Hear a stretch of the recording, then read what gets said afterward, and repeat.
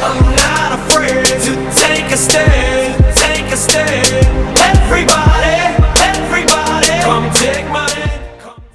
When you played, were you afraid to sort of not air your dirty laundry, but were you afraid to express that you had concerns about the job? You didn't like having to go out there. I know you didn't mind fighting, but you didn't like the way that there was pressure on you, like there was pressure on nobody else. But if players around the league understood what you went through the same way that other fighters did, do you think that the job would be a better job?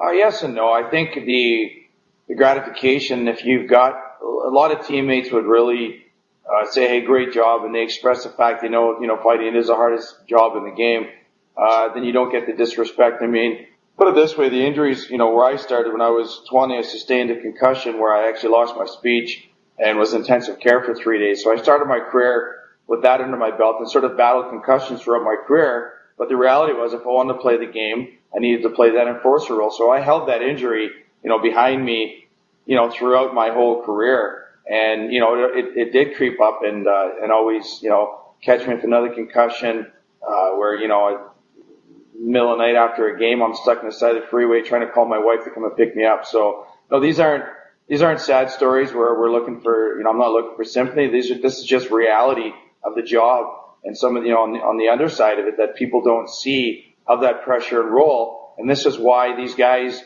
fall off the loose end. I mean, I can give you, a list of guys who, at the end of the job, they live a hard life throughout their career. And unfortunately, hockey is such a small part of these guys' lives, but it's such a big part while you're playing. So you do whatever you can to survive. And, guys get into drugs and alcohol, and it catches up to them in the long run. And, all these guys, the demons catch up, and it's too late.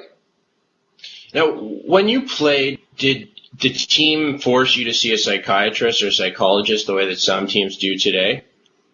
No, that wasn't really as big. I mean, we had one. I tried to, when I was going through a little bit of my injuries, I was, dealing with the team one a bit. But, I think, when you play that role, you almost feel you're invincible. You don't tell any other guys how you feel. You just kind of deal with it. You deal with your own issues, and you show up to the rink. And I couldn't wait to get my first shift over with to get into a fight, because this way I knew I had no more pressure. I get into the game with an elephant on my back, and as soon as I got into the first fight, I'm like, all right, perfect. Now, okay, if I get another shift, it doesn't really matter. I've gotten into my fight. So, now you can go out there and score some goals, eh? Well, yeah, score goals and watch guys. It's difficult. Obviously, you get that fourth line role, you don't get much ice time, but it was a lot more fun to watch. And I always used to say to myself, God, the fight's only 30 seconds long. Why was I so uptight? Why was I so nervous and kicking the shit of myself before the game and the night before? And I'd be like, it's so. Were you nervous because the fear of losing? Was that part of it, or was it because you were afraid that you might lose your job for other reasons? Yeah, it wasn't really the fact of losing. It was more of, the injury. It was more the fact of, I don't know too many people in their right mind that just get really excited about getting into a fight. With Let me another interrupt guy. you for 1 second. I asked Lyndon Byers exactly that. His quote was, tell me one person that wants to get into 8 fights a week. A really funny and happy stand-up guy? I don't think so. So, yes, you're right. There are a lot of guys around the league who do the same thing. But let's talk about what losing a fight does.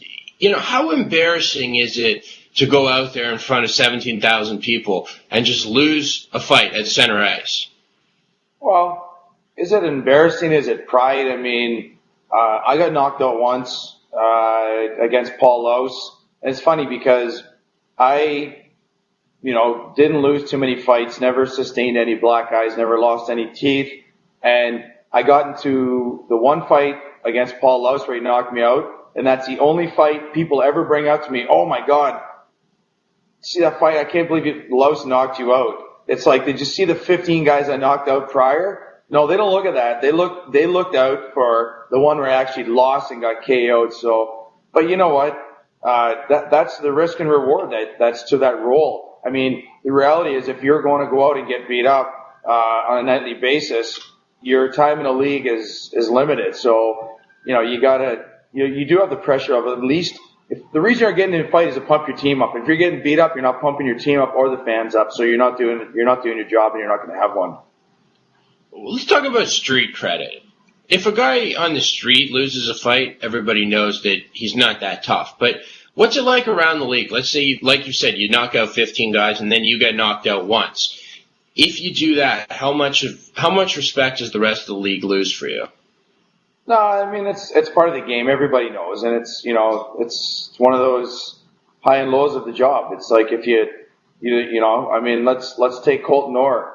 I think I mentioned too at the beginning of the year, he's one of those players who's going to be short career because of the way he fights. He either gets knocked out or he knocks somebody out.